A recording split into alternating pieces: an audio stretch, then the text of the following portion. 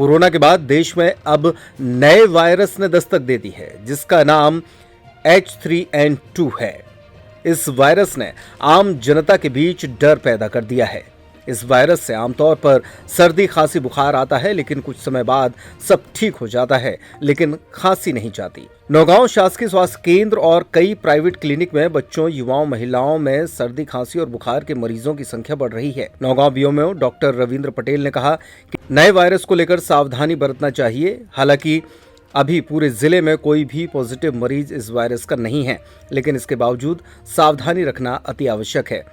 उन्होंने बताया कि जो अभी सर्दी खांसी जुकाम के मरीज अस्पताल में एकाएक बढ़ रहे हैं, ये मौसमी वायरल चल रहा है। इसके कारण सर्दी जुकाम और बुखार वाले मरीज अस्पताल में आ रहे हैं, लेकिन सावधानी बरतना ही एकमात्र उपाय है।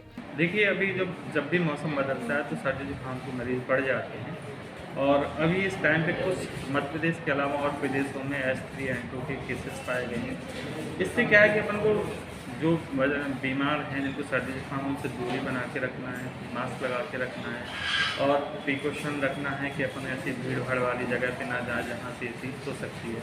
बस इसका सुरक्षा ही एक उपाय ऐसा है तो दूरी बनाएं, अपन मास्क लगाएं और जनरली जिन घर मोहल्ले परिवार में बीमार हैं, स्कूलों में बीमार बच्चे, उनसे अपना दूरी बना कर रखें। और इस टाइप के केस H3N2 के केस हमारे अभी ज़िले में, हमारे ब्लॉक में अभी इस टाइप से केस नहीं आया है। हालांकि मौसम बदलने से सर्दी जुकाम के मरीज कुछ बढ़े हैं। देखिए, एक्चुअली ये एक ऐसी प्रॉब्लम है कि अपन तत्काल इसको डिसाइड नहीं कर सकते जब तक अपन इसका टेस्ट नहीं करा लें, सैंपल नहीं करा लें कि हाँ ये H3N2 ही है।